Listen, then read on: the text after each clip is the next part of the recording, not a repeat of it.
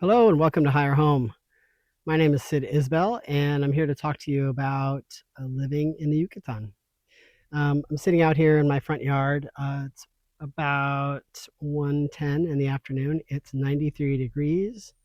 The humidity is probably pretty high. It's probably 70-80% humidity. So it's hot. It's the summer. It's September now, but it's still very summery. It's a little bit cloudy, pretty sunny out. It's a beautiful day. I wanted to talk to you about what it's like to live here. So I live in a rural area. I'm about an hour and a half from Merida. Well, I'm an hour from the outskirts of Merida. If I want to go right on into the centro, it's going to be another 20 minutes. So an hour and 20 minutes. If I'm going to like Costco or something like that, which is up in the north east area, it would probably be about an hour and 10 minutes. So if I want to go shopping, it takes me to go shopping, meaning go buy things I can't buy here in this area. I'm going to talk about that a little bit. So what's lifestyle like? Well, you can buy beautiful piece of land. Land is very cheap here. Won't stay cheap for a long time, but it's cheap now. So you can buy a big ranch, you can buy, you know, 10 hectares, 20, 100, 500,000. You can buy as much land as you want. A hectare is about almost, I guess it's about half an acre. So yeah, you kind of double it. So if you buy 10 hectares, you get about 20 acres, roughly. There's no building permits here, so you can build pretty much whatever you want. You just have to find someone to build it for you. The traditional building style is with sticks or wood. As you can see, we're in a jungle and you can cut down wood. The problem with wood is that there are a lot of insects that eat that wood. So when you build your house out of sticks or wood, it becomes a food source for the insects here, and that's just not great. So you can do things like you can build a Mayan style house, very simple house. And I'll put up a picture as I talk. Um, but what I would recommend is building a house out of either concrete block, or you could use even an adobe style. But there's not a lot of dirt here, so you're really better off building it with concrete, like block is probably the best way to go. Um, Pour a floor, build a block house. You can put a thatch roof on it, or you can put a concrete roof on it, depending on what you want. Thatch would have to be probably replaced every 4 to 5 years, and you're going to have a whole lot of things living in it. So I don't know, like a whole ecosystem in your roof. For example, I live in a house with a thatch roof, and it has insects. So there's probably lots of insects, and then there's things that eat insects. So there's spiders and scorpions. There's a whole family of kangaroo rats, which are super cute, and they don't come down into the house and bother anything. So they're just super cute. But you have these things living in your roof, and it's also got wood members, so you're going to have little beetles and stuff eating the roof. So there's lots of like wood sawdust kind of stuff that filters down from the roof. Like you might walk into your house and what's that on the couch? Oh, it's a whole pile of, like a big circle of sawdust that has come down from the roof. So just to be aware, and there are things you can do about that. You can fumigate your house, but gosh, we're living in such a natural place. It's kind of a shame to bring in all these chemicals. So what I'd recommend is making a beautiful concrete ceiling. You can make a brick ceiling. So there's some beautiful, what they call boveda ceilings, which are these curved arched brick ceilings. And I'll put some pictures up as I go. Um, so you can build a very modern style house. And I don't mean modern in terms of, modern style. I mean modern in terms of you have everything you would be used to living with. You have running water, you have electricity, you've got everything. So depending on where you buy a piece of land, you can bring in electricity from what's called the CFE or CFE, which is the state and government run electrical company. So this place, I had to run the electrical in about 400 meters, which is quite a lot. I'd say that's about 2/10 of a mile. So that was a lot of wire to bring in and pretty heavy gauge wire. And I plan to run a bunch of like little places for people to stay. So that means an AC unit for each place and a fan for each place and electrical. So that meant there was a pretty high need. So it was a 75 kilovolt transformer, which is pretty big. And all of that cost me about $25,000. So that's quite a bit of money, but you can do it for less. Wells are very cheap. Wells, the water is probably anywhere from, I don't know, 40 to 60 feet below the ground. And so you bring a well driller, that'll probably cost you about $1,000 to put in a well. very cheap. I'm come from New Mexico. Oops, I'm touching my mic again. I come from New Mexico, where putting in a well is a very expensive endeavor, and you have a very, very half and half, 50-50 chance of hitting water. So you might spend $30,000 to $50,000 and not hit water, a 600-foot well. But here, you're going to hit water, and it's very close to the surface, and it's going to be great water, very plentiful. So there's no surface water here. I think I've mentioned that before. But the water just hits the ground, filters through the little bit of soil there is, through the rock and into the substrate. And so you have underground water. Uh, so you can build a house, you can build it whatever style you want, but I really highly recommend concrete. It's a very sustainable material. They usually you buy block, and then they mix it. Like I'm actually sitting on a little pad where they mix some concrete. So you'll find these here and there. So they actually mix all their own concrete here. They don't buy it already bagged and mixed. They'll bring in a bunch of cement, and then they'll bring in the lime, and then maybe bring some gravel if they need that, but it'll all be mixed on site. Labor here is really cheap. Unskilled labor is around 400 pesos a day, which is right around $21, $22, depending on the exchange rate. So that's per day per worker. Skilled labor is a little bit more, maybe 500 pesos. So you're talking $25 a day, or $26 or $27 a day for a skilled labor. Sorry, my nose is really itchy today. So you can build whatever style of house you really want. I just don't recommend wood.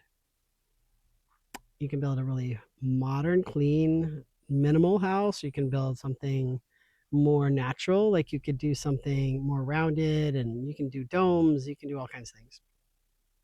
There's just not a lot of technology here. So if you want to bring in, let's say, somebody who's going to, shoot concrete with a truck and a gun and that sort of thing, that's not going to be very common out here. So you're going to get guys who work, they do manual labor, and they're really good at concrete work. They're really good at plastering. So that's one skill here you'll find a lot, is plastering. And they use something called chukum, which is a natural plaster that's made from tree bark here, and it's very pretty. So I really recommend it. It's a wonderful place to build and get a very natural, very healthy house, which is contrary to what you're going to get in the US or Canada a lot of the time. So you've bought your land, you've built a house, you've put in a well, you brought in electric. You could also do solar. Solar is quite affordable here. And it's probably good to have a solar backup or a generator, because electricity out here in the rural areas can be a little bit unpredictable. And there's lots of storms this time of year. It's the rainy season between like June and end of September. Electricity might go out for 1 or 2 days. I'm currently on solar only, so I don't really know what happens with the electricity yet, but I'm bringing it in, so I will find out. But the point is to have solar backup. So even if it isn't a big, robust system, something that can last you a day or two in case the power's out, or a generator. Although gasoline here is very expensive, so be aware of that. You might want to run a generator off natural gas. Gasoline is about $5-6 a gallon. It's a little pricey. Let's see what else. All right, so you built your house, you've brought in your electricity, your road, you're pretty much set. So from the perspective, you're living in the same style you could be living in the United States. It's just a lot cheaper to build, a lot cheaper for labor, materials, so it's a lot more affordable to build here. What's life like? Okay, so for me, I'm literally 8 kilometers equidistant from 2 small towns. The town to the north of me is Libre Union, and it is probably a town of about 1,300 people. The town to the south of me is called Yaxcaba, and it is a town of, I think, about 3,500, somewhere around there. Now, Yaxcaba was established by the Spaniards in 1562. So there were probably people living in this area. They say the people, when the fall of Mayapan, which was a Mayan site, people moved into this area around 1400s. And then the Spanish came along and basically conquered the Mayans and established themselves. So if you look at the dates, Yaxcaba was established in 1562. So there's beautiful old Spanish colonial architecture. There's an old church, and there's a lot of old buildings, and there are things that are for sale that can be sort of renovated. So that's another option, is finding something to renovate here. There are a lot of old abandoned haciendas out in the jungle that are pretty spectacular. They're very old. Some are 16th century, 17th century, and they need a lot of work. So there's a lot of work to be done to fix those. Um, so what's life like on a daily basis? Really quiet, really mellow. The people who live out here are very simple. You'll see a lot of guys riding their bicycles on the road with a rifle, going out to hunt. So around these lands that you can buy, there's what's called ejido land. Ejido means it's indigenous land. So each town will have its own big section of jungle that belongs to it. Or a family might have a plot, which is called a milpa. So they're going to have a plot where they can farm, and that's usually part of a ejido land. And then there's land that's private. So I bought a piece of land that's about 50 acres. It's private, and there's a number of those along the road. And there's a mixture of Mexican owners and people from other places. So one of my neighbors is from Argentina. He has a couple across the street that are from Jalisco, which is another area of Mexico. And then I have another gentleman down the road who's he is from the U.S.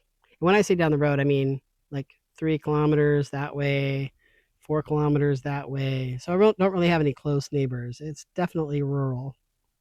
So you're not going to walk anywhere. You definitely need a car. And when you go to one of these towns, the type of stuff that you can buy is pretty limited. So let's go through that. So they're going to have a little market there that's like a little tienda, and they're going to sell Coca-Cola and chips and processed foods, and which I don't eat, so I don't really even go into the tiendas very often. Ice, there's a place to buy ice and leave it onion. Um, what else are they going to sell? Oh, diapers, and powdered milk, um, basically things in jars and cans. So beans, salsas. Oh, there's fresh tortillas just about everywhere, which is wonderful. So they make them all day long, and you can go in and buy a stack of tortillas like this for 5 pesos, which is about what, 2.5 cents. Um, no, no, yeah, it's about 2.5 cents. Yeah, so you can buy food really cheap here. If you go to the fruit and vegetable store, which is called a fruteria, you're going to kind of find the same things everywhere, and the selection may not be great, and they may be out of things. So best strategy is to go in the mornings if you want stuff like that, and you have to find out when the truck usually delivers, because there'll be something coming in from somewhere. But they'll have, let's see, papaya, two kinds of oranges, usually sour and sweet. They'll have mangoes, tomatoes, potatoes, carrots, sometimes eggplant. um, um, what do they call the green peppers? I can't remember their name. They're a type of Mexican pepper. Poblano peppers. What else do they have? I already mentioned tomatoes. Only Roma tomatoes. They don't have any other kind of tomato. No greens. You're never going to find any greens there. They even they have beets, but they'll cut the greens off, so you won't even get the greens from the beets. What else? Sometimes tomatillos, squash. So they usually have this green squash that looks like a UFO, dark green, and then they'll have another squash that's larger and round and has white with stripes of green. So I don't know what they're called, but really good squash. I'm actually growing a lot. Um, it's almost season for corn, so I'm guessing they're going to have corn when the corn season begins. But these are also things that the people grow in their milpas. So you might not find a lot of it in the store because people are going to have them growing on their land. So my recommendation is to start a garden. Well, that's a whole other topic that I'll talk about on another another episode. And I believe this is episode 6, so I should have said welcome to episode 6 of Life in the Yucatan. What else? I'm actually going to go to the store and make a video at some point and just kind of show you what they have. But every store is going to be basically the same. There is no variation. So wherever you go, it's the same stuff. So you can stop anywhere you want, but it's going to be the same thing. And the quality of the store will dictate how fresh the stuff is and how plentiful. Like you might find 2 papayas or you might find 12. So you just have to get to know your local store. So there are places I like to stop that are better than others. And usually when I go to a larger town, I'll go to one of these little fruterias.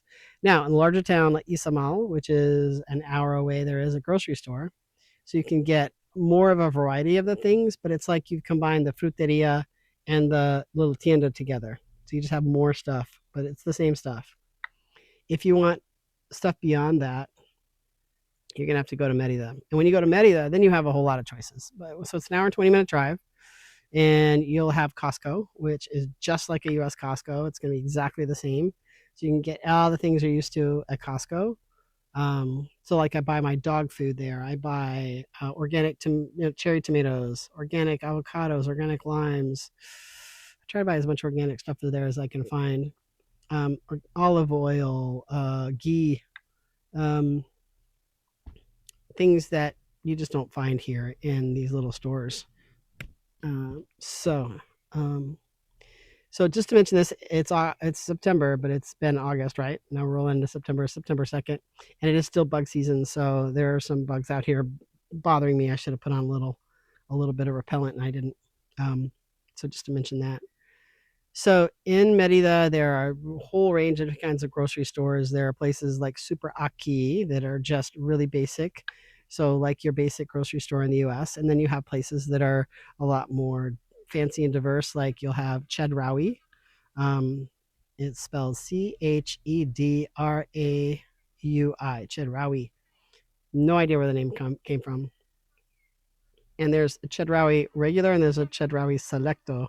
So the Selecto are the ones that have more of the stuff that we would be used to, Americans and Canadians.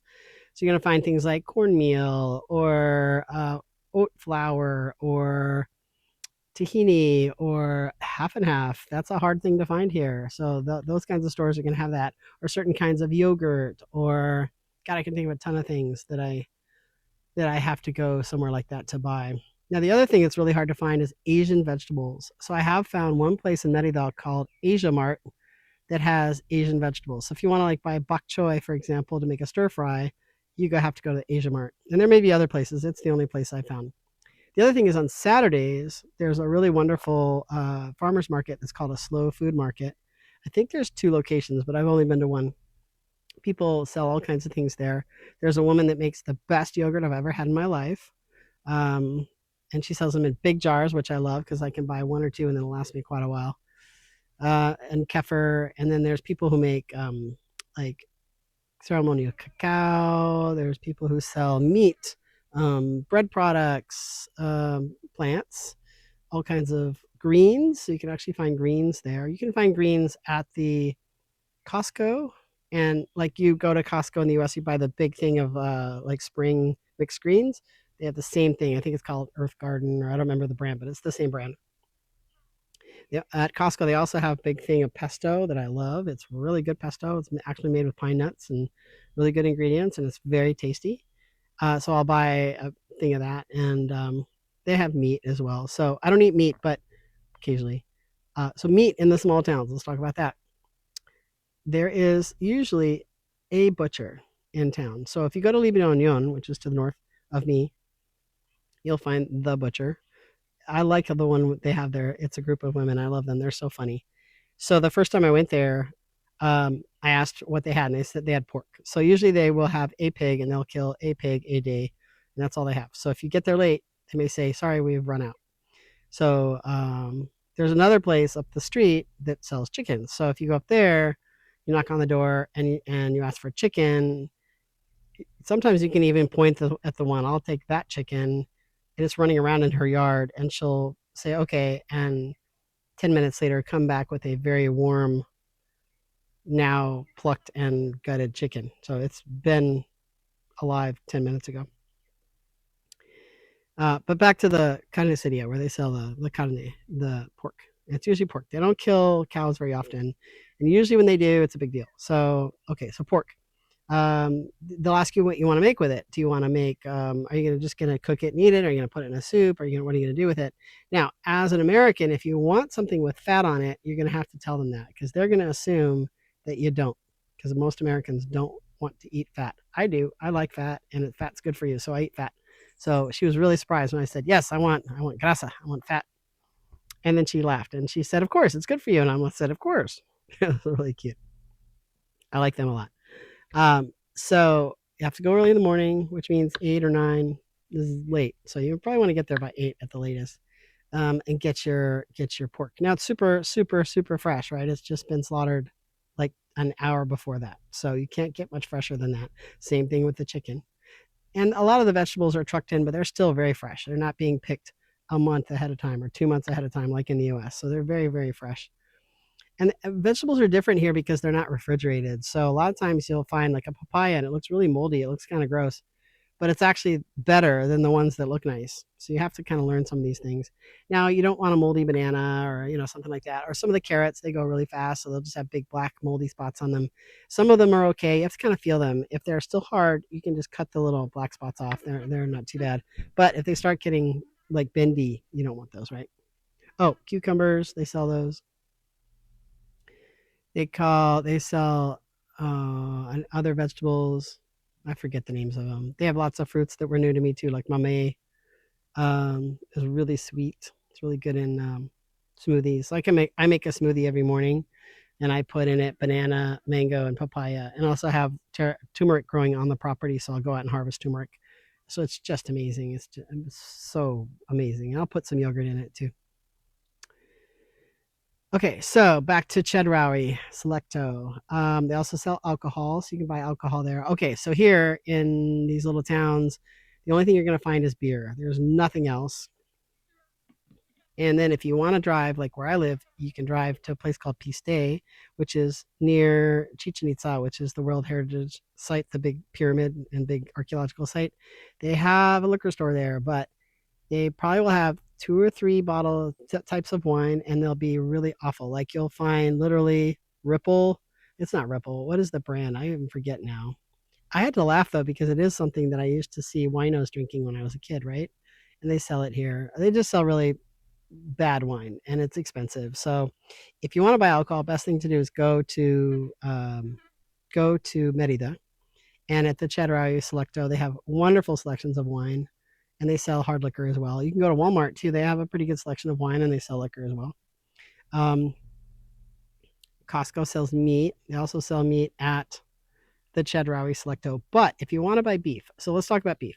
So here in these little towns, once a month, just about, they'll kill a big bull. So if you're driving through town at the right time, you'll see the bull tied up in front of somebody's house or somebody's store, and they're going to slaughter it. So at some point, I've never seen the actual slaughtering, but I think it happens really early in the morning. That's my guess, because people usually line up to buy the meat around 6 in the morning. So let's say Saturday morning, maybe they've spent the night slaughtering and actually butchering the cow. I don't know, but 6 a.m. people are lined up ready to buy. And if you're not there, you're going to miss out. Or you even arrange to reserve yourself some meat. So one of the workers that I have actually got me some. So he got in line, he got his, and he got me a kilo of beef, which was great. I made really good soup with it. And talk about fresh. Again, so fresh. So really wonderful. Uh, so if you go to Costco, you can buy meat, but it's going to be really expensive. And you can get it in the sort of US style, thick cut. If you go to Chedraui Selecto and you want something thick cut, you have to ask them to cut it, because what's out in the case is going to be really thin cut.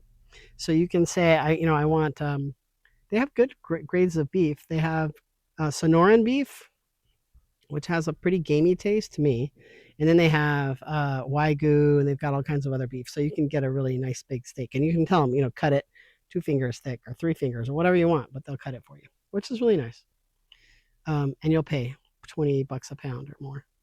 That's what it is in the States. So um, going out to eat. So out here, there's not many places to go to eat. In Liberanon, I think there's one restaurant. And there's lots of little stands. So you can go to these little stands and buy, as I said, there's tortillerias. So you can get fresh tortillas. You can go to these little stands and you can get, like a taco with some meat in it. And taco meaning soft. They don't do hard tacos here really. So tacos are fresh tortillas with some kind of meat, and maybe some little bit of veggies. There's a delicacy here called the cochinita pibil, which is pork that's been roasted in a peeb, and a peeb is an underground pit where you would roast the animal for 12, 14 hours. It comes out delicious. And then you eat it with marinated red onion. So you marinate the red onion in this naranja agria, which is a sour orange. Very, very good. So you can get food at these little stands, and the food's good. It's good, but there's really nowhere to sit down or anything. And in Yaxcaba, I think there's a couple of pizzerias. I don't know why pizzas are so popular, but the pizza's pretty good. There's a guy who actually delivers Chinese food, So if you order from him, you can get yourself some Chinese. Pretty good, not too bad. Like the what is it? Sweet and sour chicken I had was actually really good. No idea if they just buy it frozen and cook it or make it. I have no idea. I have no idea where it comes from, which is worries me a little bit. So most of the animals that are slaughtered here, touching my mic again, sorry. Most of the animals that are slaughtered here are going to be coming from factory farms. So unfortunately, most of the chicken is the factory farm, most of the pork, unless someone's raised it in their backyard. So just know that. And of course, the cows. Cows are out eating grass, so they're pretty natural. Um, and so the cows are, they're just cattle. So they're not really raised in factory farms here, which is nice to know. So I think living here is really akin to living, in a place in rural United States where you're out on a ranch or a farm and you're going to drive an hour and a half to get to your local store. And life is kind of know your neighbors and it's very friendly and you help each other out and you get to know everybody. And everybody gets to know you, of course, because I kind of stand out here. So everybody knows me being an American and also being bald. There's not bald people. People don't go bald here, so baldness is kind of a it's kind of an oddity. Like if I go around small children, they kind of stare at me and with their little mouths agape, and maybe they'll laugh or maybe they'll run away and cry and be afraid. So it's kind of funny. So usually I'll wear a hat if I go out to a public event. It makes it a lot easier. Um, there's lots of community events. If you're interested, a lot of people play baseball and softball here. So if you want to go and hang out and drink beer with the locals, you can. Um, in Yaxcaba, there's a place that a lot of the locals will go. Although I haven't been there since I've been back, so I don't know what the quality of the food is like. Doña Chadi, I have no idea what's happened with her place, so I don't know.